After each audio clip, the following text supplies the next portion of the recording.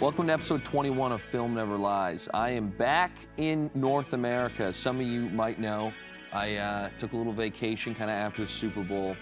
And you want to talk about bad bounces. I'm not sure things could have gone much worse for me personally on this trip. So before we get into today's guest, I just wanted to tell you, if you book a vacation and something goes wrong, just think about this moment and say, you know what? At least it's not as bad as Luke's trip. Let's get started. So I fly from Detroit to Paris, Paris to Valencia, Spain. I'm supposed to be doing a cycling trip at a town called Calpe, Spain was where I was staying, but I was basically going to cycle around everywhere. I'm solo dolo. I got 2 hours in Paris to make the connection. Get to the flight in Detroit. Everything's on time, smooth sailing. Captain comes on. Hey, there's a late flight from Cincinnati that we're going to wait for, but we'll make it up in the air. I'm like, all right, we wait an hour. So I'm like, this might be a little tough. I've never been to the Paris airport. I'm not well traveled. But you never know. I usually can nav the airports pretty good. Well, he says we'll make it up in midair. He didn't include that we had to de-ice in Detroit, which was another hour. We didn't make up shit midair. Then we get to Paris, and the guy comes on and goes, we don't have a gate. So I'm like, what do you mean we don't have a gate? So we taxi around for 20 minutes, and they say, hey, we're just going to get a bus to take you guys. We're going to drop you off with one of those air stairs. I'm like, there's no world I'm making this. Then out of nowhere, just as a teaser, like, actually, we found a gate. It's just not in the normal terminal. So we drive over to this other terminal, or they drive, whatever you call it on a plane, get off there. I'm like, I got to go. I think it was like 37 minutes before the flight takes off. Of course, I'm like hustling through the airport. Boom, I got to take a subway that's about 6 or 7 minutes. Then I get off the subway, I got to walk 10 minutes, go through customs, go through a whole other terminal. Paris to Valencia is in a satellite terminal at CDG Paris. It's a 19-minute bus ride? Are you kidding me? So I get there, I see the plane, and I'm like, yo, it's the plane, lady at the front. Too late. You know, it's just one of those things where you're like, what do you mean too late? The plane's right there. I'm right here. Let me on. No, we're too late. 7 other people are going to Valencia. They jammed all of us. I said to the French guy, I go, dude, we waited for the Cincinnati people. There's 7 of us here. It's not even a big plane. You couldn't have waited 15 minutes? Buddy, zero help. Guy puts me on a flight 11 hours later. It is what it is. I got a long day. This isn't the worst part of the trip. I end up taking a train to Paris, walking around, bit of a zombie, you know, I didn't sleep much on the plane. It is what it is. We get to Spain at 1:30 in the morning. Excuse me, we get to Spain at 11 p.m. By the time I drove to the place I was staying, it was about 1:30 in the morning. Wake up, build a bike the next day. Small issue with the bike. There's a piece broken. That takes me a couple hours. I'm like, man, what a tough start to the trip, but we'll get it going. I wake up the next day. It's a great weather day. I get a 4-hour bike ride in. I'm feeling great. Everything's good. I go to sleep that night. I wake up. I'm like, man, my stomach hurts. I go on. It's still aching. I go on ChatGPT. In ChatGPT, I type it in. It has me do a couple things, and it says, I'm going to be very honest with you, Luke. You need to immediately go to the hospital. We think you have a ruptured appendix, or it's on the verge of being ruptured. I go to this hospital, go in there. Nice place. I'll be honest, the hospital was nice. Shout out HBC Dania. I'm not sure I'm saying that right. But there is a language barrier. This is how I was told I need surgery. Doc comes in after a CT scan and goes, very bad. Surgery, 2 hours. Anyways, appendix gets removed. I have to go under for that. Trip's jammed. Can't ride my bike. I wake up, I got staples in my 3 little incision areas. It is what it is. So far, we missed the connection, which jams an 11-hour day. I got a broken bike, which we had to fix, and now I can't ride anything because I've got this appendix surgery. However, it's somewhat warm. I'm staying on the water. I wouldn't say Calpe is a nice city. I wouldn't say it's like gross, but I wouldn't really say it's like super nice either. It's really, there's just cyclists around, especially at this time of the year. Anyways, Doc says I can walk. So I get out. They have this, like, I don't know if I'd call it a promenade, boardwalk, whatever. This is 24 hours after surgery. I'm like, you know what? I'm going to go. It was a bit windy that day, so I put a sweater on, crew neck sweater. and I go for a walk. I walk 45 minutes away from my hotel, and I get to an area, and I'm like, man, this is about to be so embarrassing. I'm like, it's a bit sketchy here, dude. You know, I'm solo dolo. I'm not feeling the best. I'm like, I better turn around. So I turn around, and there's kind of a bend in this little, like, rock walkway, if you will. And 3 people around my age, 2 females and a male, they come walking through, and they've got the phone out, and they're, like, doing a selfie video. And the guy's singing, and the girls are singing. They're singing "We're on Vacation" with a pretty thick European accent, okay? I'm not going to really reenact the dancing, but they're dancing. They're making a huge scene. We're on vacation, okay? I got an AirPod in. I'm listening to Rufus Du Sol. I'm like, you know, I'm not here to bother anybody. They're not here to bother me. I don't think much of it. A guy comes up to me. He says, "Scusi."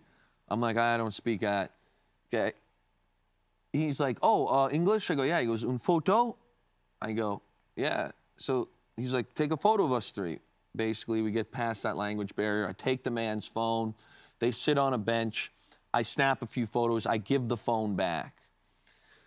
This is where it's embarrassing. The guy comes up. They're singing and, like, dancing still. And I'm like, wow, at least somebody's having a good time. I'm over here very annoyed that I have, my appendix is gone. And he says to me, he goes, "Where are you from?" Again, broken English, very broken. I go, "Canada." They start celebrating. They're like, "Canada, Canada." They're like, "Get in, photo with our friend from Canada." And the guy flips the phone around. So I'm like giggling. I'm like, this is absurd, you know? But, like, whatever. So all of a sudden they're like, 1, 2, 3. One of the girls starts crawling all over me. So believe it or not, I'm, like, prepped for this situation. I'm like, yo, dude, this is a robbery right away. I'm like, 100% it's a robbery. This girl's all over. She's, like, grabbing I'm like, what? It's a robbery. I'm getting robbed. So I, like, kind of weasel my way out of this thing. I'm like, what the fuck is going on right now? I got a long sleeve sweater on.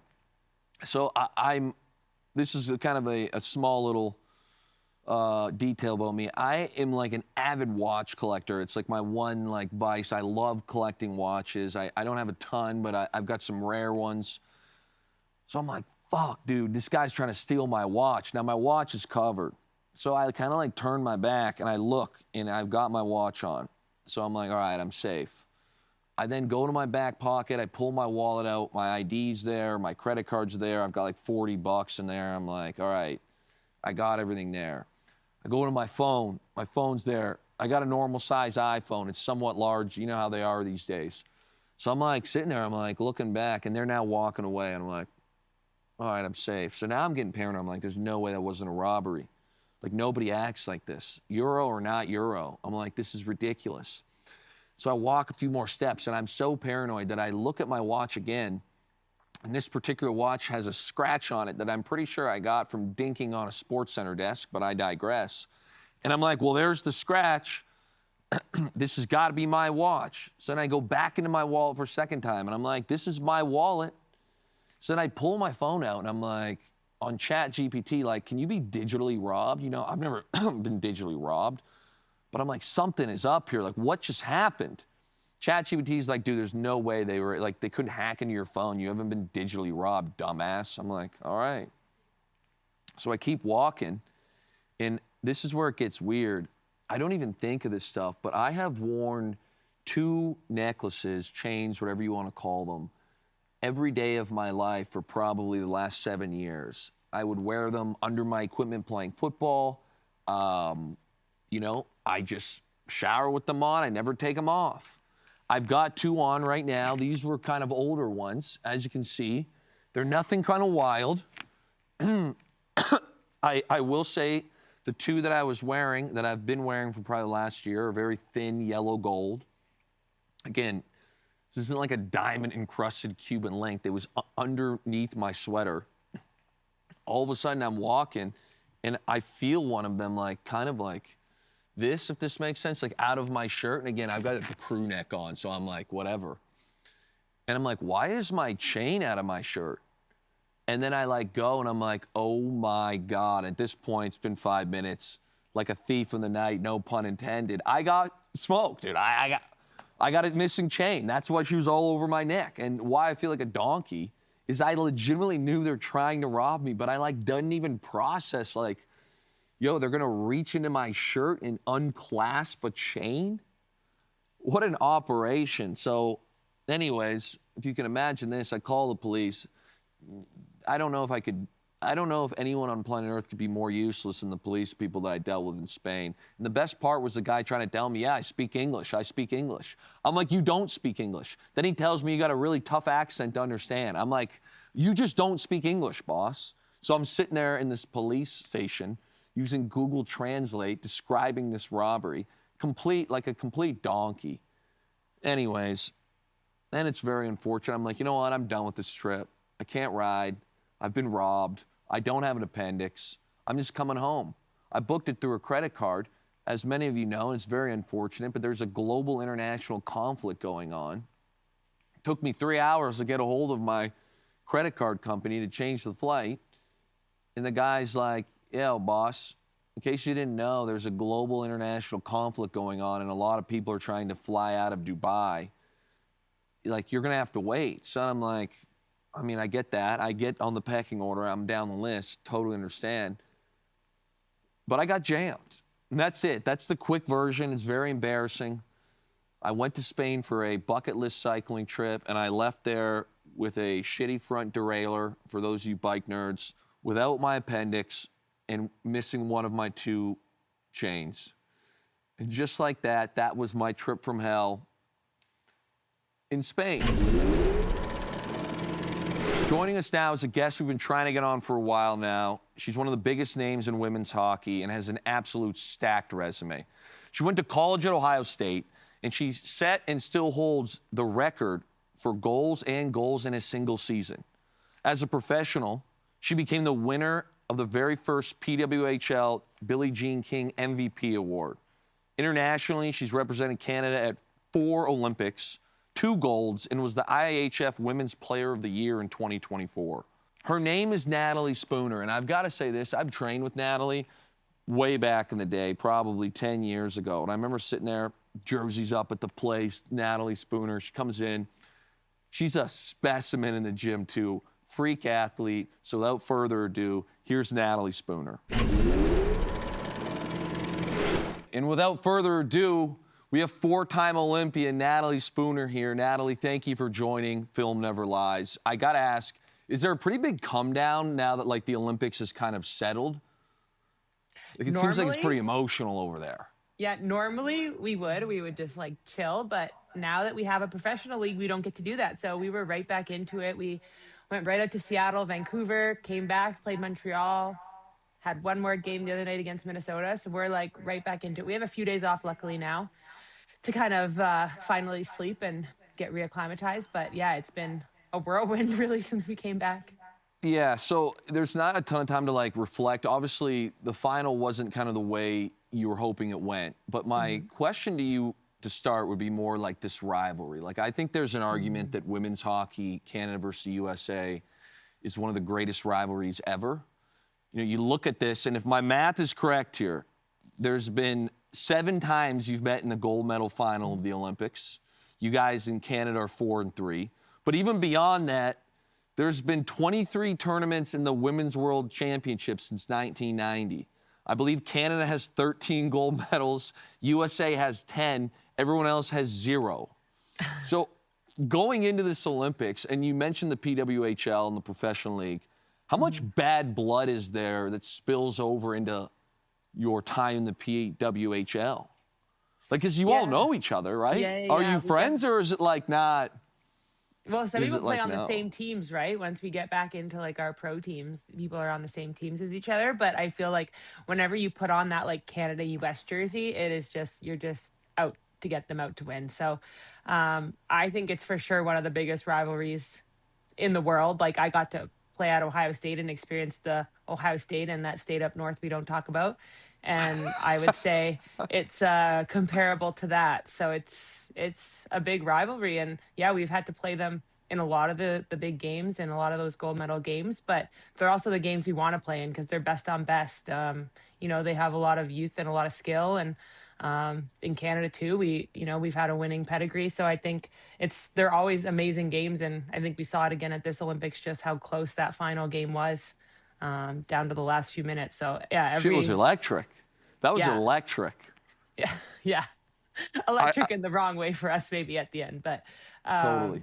yeah, you know what, like those games, I think against them, they can go either way. And I thought we played a great game, that final game, and have that to be proud of. And coming back, like Canadians have just been like, we were so proud of that game and how you guys showed up and proving people wrong. So I think in reflection of that, there's still a lot to be proud of. It's obviously not the color of the hardware we wanted, but a lot to be proud of. And just to experience the whole Olympics with our team and our families was also amazing. Okay, so this was going to be my next question. You're talking to a guy who's been to 0 Olympics here, Natalie. I know we trained together a little bit back in the day. Yeah. So this is your 4th Olympics. Mm-hmm. How does the experience take let's say the hockey part of it out of it for this? But is it like your first Olympics, you're a little bright-eyed, bushy-tailed, and now you're an old vet? Like, how does each Olympics kind of stack up against each other? Oh boy. Well, they're all so different. So like they're in different spots. How everything works is kind of different, but I for sure like this time would say like into like the pin trading and stuff like that. Like I knew kind of like what we had to get done on our day off. But yeah, no, like everyone is so different. Like Sochi was my first. I definitely was like that. And like my family was there. It was super cool. It was like Disneyland in Sochi. Like everything was so close. Pyeongchang was a bit of a change. It was like spread out in the city. So like my family, I think, had the best time ever just like checking out. They were in Seoul and then back to Pyeongchang. And then in Beijing, we had no family. So that was like totally new experience because it was just the girls. We just hung out the whole time. It was COVID and there was, games with masks on and it was wild. And then this one, we all got to have our families back again and just getting to have all of our families hanging out again after 8 years, like that was really cool. And obviously to have my son there, like he was, I think, owning the place, like just running around and taking over. That. Yeah. We're going to get to your son here in a sec because I've got a couple questions, but I do want to go back. You mentioned 2014, your first Olympics. Mm-hmm. On the scale of like games you've been a part of, is that gold medal game number 1 for you as far as like the drama, the build-up? Obviously, you guys won the gold. Ooh, or do you have another game if you had to rank your favorite moments? Yeah. Yeah, Sochi definitely was very dramatic. The way we came back with like 2.5 minutes left and then won in overtime. Yeah, definitely a favorite moment, my first Olympic gold medal. And then I would say Beijing, obviously we won that Olympics, but like that team, we were just so dominant. Like there was almost like no question that we weren't going to win in Beijing because we had just like been so dominant and such a good team throughout the tournament and kind of leading up to it. So totally flip-flop. Like I would say Sochi, we were probably more of the underdog and then came back to win. And then Beijing, we were just really good and really dominant. Okay, that's fair. Now, I got to go back, like this is for me here, Natalie. When in the NFL, like, I had jumped kind of later in my career to a few different teams. And it's like when I played Seattle, we were in Detroit, it was kind of like, it's obviously when the whistle, in between the whistles, you're going as hard as you can. But like before the game, after the game, there's like big hugs, like, what's up? It's been a while, great to see you. Is there any of that before, after the game with Team USA, or is it just like, does the switch flip, I guess is what I'm asking, or is there any sort of like, hey, I've played with this girl for a while, I know her, I'm kind of happy for her, or is it just bad blood when those jerseys come on? Yeah, at the Olympics, definitely not. Like if you've just lost and you're feeling down, you're definitely not going up to them and congratulating them. I think like, yeah, if you play with them, like you get back to being friends and it just is fine. But I think at the Olympics, it's different because it's like you only get to do it once every 4 years. It's like everything is on the line. And like you think about now, like we won a silver medal and you got to wait 4 more years to try to do that again, to try to win a gold medal at the Olympics again. Yeah, so that again, I was just wondering, it's a bit of a weird, like from the media and from an outsider, I find it bizarre where I'm like, man, they kind of build it up, this like crazy hype where I'm like, these teams hate each other. And you're like, as a country, we're like all glued into like what's going on. And then I kind of was thinking about it and you mentioned where I'm like, all these players are going to be like flown back to North America on the same team or playing against each other in the PWHL. And it was, again, for me personally, and the NFL is nowhere near the Olympics, but it's like, I remember my first year, it was like, oh, we hate the 49ers. And I was a rookie. I'm like, yeah, we hate the 49ers. But then all of a sudden, it was like my college roommate was the tight end on the 49ers. I didn't hate it's like after the game, I'm kind of like, now, granted, we won. It was the NFC Championship. So I was like, hey, man, it's like great to see you. But I would imagine it was every 4 years. And now, is there a lot of shit talking when you come back? Ooh. Like, has anybody brought up the gold medal final to you?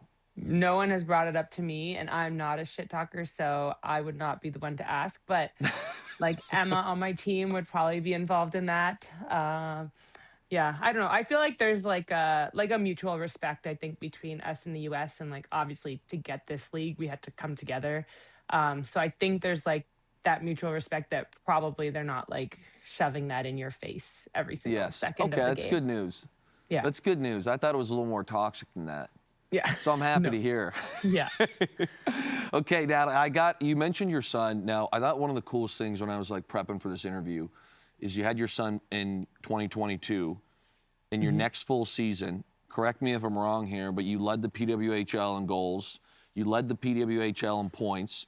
You were the league MVP and the IIHF Player of the Year.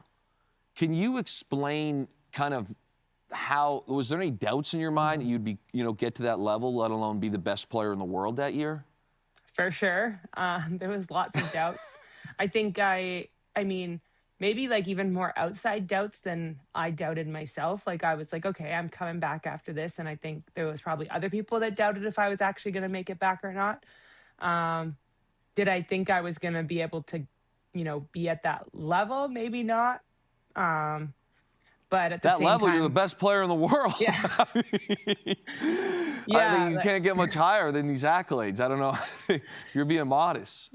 Yeah, I don't know. I mean, I think like having my son kind of put everything into perspective and just let me maybe play free. And I kind of had nothing to lose at that point and could just enjoy the game. So there was like a kind of a mental shift that you do think kind of helped propel your game a bit.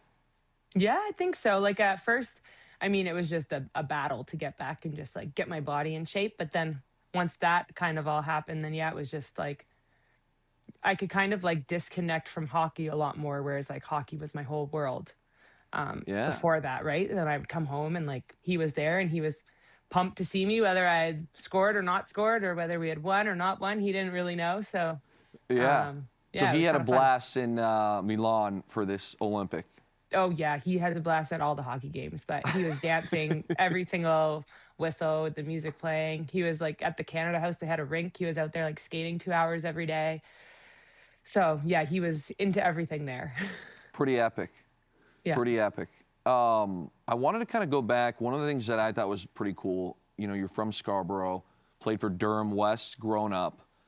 A lot of the people that come on this show, I'd love to kind of ask them like their journey as a Canadian and then taking the next step, which for you was Ohio State. Now, what was that experience like?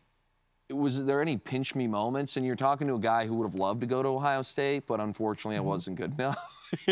So, I can't fathom a school of that pedigree coming in and being like, hey, we're going to, offer you a scholarship. Can you kind of relive those days from Durham West to Ohio State? Yeah. Well, like, it is kind of crazy because, like, my parents were from England and, like, they don't even know how to skate and they know nothing about hockey. So, really, like, my 3 older brothers all played and I just looked up to them and wanted to do everything that they did. And my oldest brother played at Wisconsin. So, like, my brother left when I was 7 to go to Wisconsin because he's quite a bit older. And my whole, like, youth, I grew up with, like, Badger stuffies and, like, Badger Barbie. And, I thought I was going to be going to Wisconsin my whole childhood. And then my mom was like, let's just go visit when it was time. And it was like, I was kind of looking around. She was like, let's go visit another big school that's a bit closer to home and just see. And I went to Ohio State and Tessa Bonham was there at the time. And I got to stay with her and do my official visit. And it was so much fun that I was like, okay, this feels like I belong here. And then, yeah, I ended up committing to So Ohio would State. you give Tessa the credit that kind of got you to go to Ohio State? For sure. Yeah. I get it. Those official would. visits, whoever your host is a big ordeal. It is. It's important. They got to be able to show you a good time and make sure you feel like you could see yourself there, right? Totally. Now, I would imagine, even though it is close, you know, and I'm a Windsor guy, so I understand how close Ohio and Ohio State is, but was there a bit of a culture shock going from Durham to Ohio State as far as like the seriousness of athletics goes? Obviously, the weight room, you're in a premier program, you know, that whole thing. And what was that like, kind of processing that? Yeah, I guess there was like, luckily I'd kind of been started with like the under 18 Team Canada program where we did have like fitness testing and all that stuff. So I knew I had a sense of like what kind of like tests we might be doing once I got to Ohio State. So I'd kind of been, you know, at least exposed to that. But definitely like it felt like it was, you know, a big school. But once you got there, you realize it's really not that big and you can walk across where you need to go unless you're in some crazy program that has to go out in the farmers' fields. But yeah, like it was amazing. I loved it, and maybe took a little bit of an adjusting to do, probably more to like nutrition and the swipe cards that you could just eat whatever you wanted. But once I figured that out, it was good. And Nat, do they like immediately get you on campus and say like, we hate Michigan and this needs to be like, when do you grasp that rivalry right off the bat? I think no, probably like the first rivalry game that they have, and you're like, oh, okay. And then like people get so pumped up for it. And like my teammate Emma, who went to Ohio State too, like even on rivalry week, like she'll be in our locker room Xing out all the M's. She is a little bit newer of a grad, so she is like I'm like, oh, I wouldn't go that far anymore, but like she is like still loves there. it. Yeah. I don't know if I've ever told you this. Again, I know we've trained together years ago. Yeah. I'm like a diehard Michigan fan. Like, I love Michigan. In fact, here's a fun story for you. I started playing while at Rice, and I actually sent my film to Michigan and said I would sit out a year if I could go to Michigan instead. They didn't call me back, so obviously. Wow. You should have sent it to Ohio State. You might have had a chance. No question, no question. But I will say, and I think he's around the same time, this is a personal one for me. Did you ever cross paths with Terrell Pryor? Yes. Okay, so he would have Terrell no clue was who my I was, age. but I have crossed paths with him. Okay, and it was like, for me as a kid in Canada, he was like, you know, it was the whole, is he going to go to Michigan, Ohio State? Again, we're the same age, or same class at least. Years later, he was in camp in Seattle, and I remember, like, you got to play it cool, and he was kind of an outsider. I was a little more established at that point. But I was like, man, it's nuts, because, like, I can vividly remember being in 11th and 12th grade and being like, Terrell Pryor is, like, God's gift to playing football. Wow. Was that how he was viewed on campus as well? For sure. Like, people were like, I remember, like, people were hyping him up and being like, he's really good. I don't know if I was like that crazy into football like my freshman year that like I would be like, oh, this is so cool. Yes. Maybe by the end of my career, I would have maybe appreciated it more because I was like more into the game and like watching and following. Very fair, very fair. So, and then to kind of loop this whole thing together, Natalie, can you talk to us about the PWHL and kind of what it's meant to you? Obviously, there's been a lot of, you know, years where we kind of want to have a unified professional league, and it's taken off. You know, I'm in the Toronto area. It's really been successful. How cool has that been? And has it been kind of, I mean, you're one of the early people that have kind of pushed for this. Are you pretty proud of where the league's going? Very proud. I mean, in 2019, when the CWHL folded and we didn't really know what was next, it was quite a bit of a journey to get this league started. And obviously, I stepped away to have my son and wasn't sure if I was going to come back. But I'm so glad that it happened while I'm still playing. And, you know, we're in our third year now, and it's just crazy to see the growth from year to year. And year one, we blew out the expectations like out of the water. So to see that each year we can continue topping that has been amazing. And I just can't even imagine now like where this league is going to go. Like, I mean, you think about comparable leagues and you think about the NHL being over 100 years old, and like we're 3 years old, and the success that we're already having is amazing. Pretty special. So now we do a top 5 on this show, Natalie. It's presented by Yoder Smokers. I kind of put people on the spot. Okay. And I'm going to ask you your top 5 favorite places to play, and you got to rank them in the PWHL. So I want to be very clear here with these parameters, though. Okay. It's not necessarily where it can be like a nasty atmosphere. Like, it's not like the nicest place to play. It's like, yo. Okay. Good if rinks. we go here, and you can pick your home building. You can pick your home building here, but you got to go 5 through 1. Your personal top 5 places to play and why. Okay. So I'm going to go with Toronto, first of all. Okay. We're number 1. We have the best fans. People come out with like the best signs, jerseys decked out. I love the jerseys. I think the jerseys are super swaggy. Yeah, they're cool.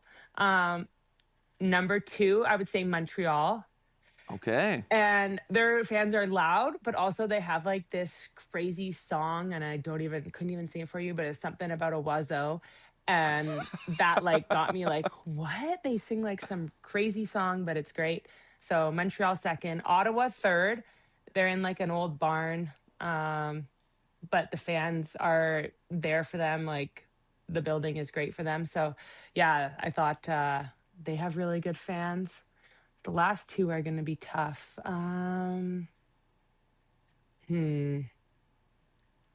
Like Vancouver was good. You know what? When we just played in Seattle, Seattle had sold out the building, and it set the new record. Set the new record for the U.S. attendance. So that game specifically, like, I wouldn't maybe say like all their games, but that game specifically was a great atmosphere.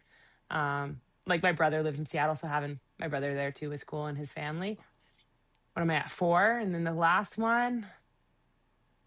You don't want to get. I don't want to like leave someone out, but I'm gonna go Vancouver. I thought Vancouver has been great for their fans too, and people are just like so appreciative to have a team out there on the West Coast, and yeah, like everyone's so pumped for that team there. Yeah. Okay. So Toronto 1, Montreal 2. I mean, those are 2 great hockey markets. Ottawa 3, Seattle. Shout out Seattle. Yeah. 4 in Vancouver. You could probably 5. flip-flop Vancouver and Seattle, but like the game No, let's we keep just played Seattle in at Seattle. 4. They're gonna listen. This is what I always say about Seattle. It's like a very sneaky sports town. People like don't understand. Like, the Seahawks get a crazy fan base. The Mariners have a ton of love. The Sounders get a ton of love. You know, the Kraken's obviously new. It's Seattle just broke the record for women's hockey in the USA. You know, it's a pretty sports crazy town. Yeah, they have that like women's sports bar too there, I guess. That's pretty popular now. And I didn't know that. I've been out of town for 4 or 5 years, unfortunately. Yeah. Have to go back when you go back, have to visit it. Yes, I hear you. I try and stay out of there these days. I'll close up with this, Natalie. Right now, as far as Hockey Canada goes in women's hockey in Canada, obviously it's pretty fresh off the Olympics. What is kind of the process for just the national team now? Is it like, hey, circle the calendars, we need revenge of the next World Championships? Like, how does that work within the PWHL? Yeah. I mean, I think like our focus kind of changes now to like the Walter Cup. Obviously, with Toronto, we're not in a playoff spot right now, so we're trying to make a playoff push right now to get back into one of those spots. And kind of like, the national team kind of takes a little bit of a backseat for now. But with like the whole change in when the World Championships are, like normally they're at the end of the season. Now they're at the beginning of the season. So that's going to be a whole change of how everything works kind of with summer. So we'll see how that looks later on. But yeah, right now we're really just trying to get in that playoff spot so we have a chance to win the Walter Cup. Okay, and I've got one more Olympic question for you. Okay. The 3-on-3 overtime. Yes. What are your thoughts on that? Oh, it's so hard. I thought they had actually changed it to 5-on-5, so I was surprised because after 2018, we went into a shootout in the gold medal game. I watched. I remember that. I remember that vividly. Yeah, they took out the shootout, and they changed it then to 3-on-3. So, I mean, 3-on-3 is exciting. I don't know. Yeah. I mean, you could say both ways. Like, 3-on-3 is exciting. The game's going to finish quicker than if you just keep playing 5-on-5. Totally. Yeah.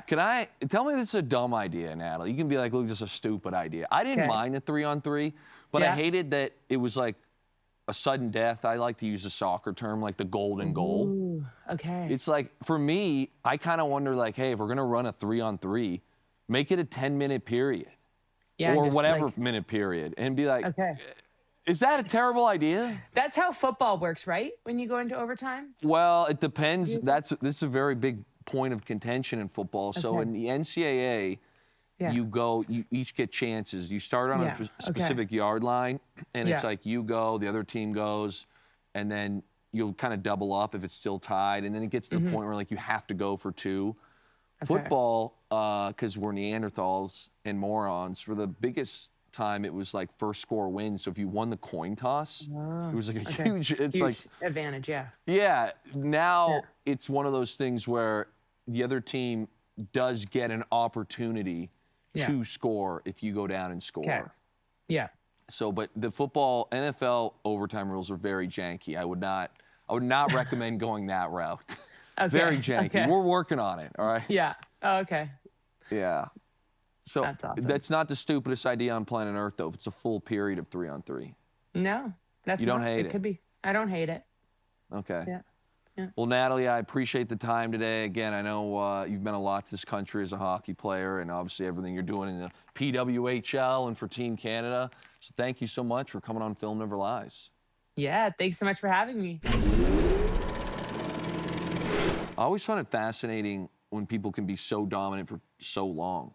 4 Olympics, I mean, the span from one Olympics to the one just finished is 12 years. That's crazy.